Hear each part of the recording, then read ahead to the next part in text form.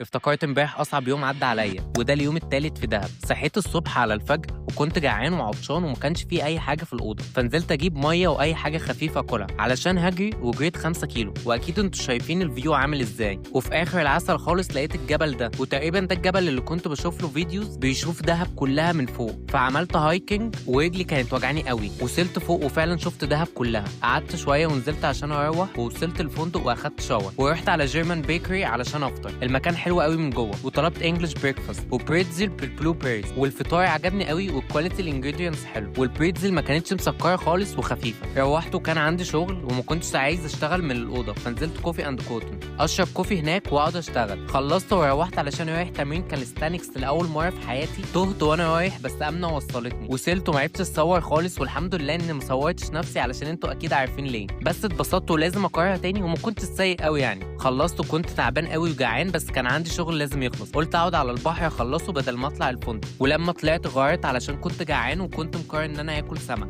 رحت على شادر، كل الناس قالت لي انه احلى مكان بيعمل سمك في دهب، وطلبت سمكه مرجان وجمبري مشوي وكانوا حلوين قوي. خلصت وما كنتش عايز اطلع الفندق علشان كنت زهقان اني لوحدي، فرحت قعدت على الجسر الخشب، ومش عارف اليوم الرابع هيبقى فرهضه كده ولا لا.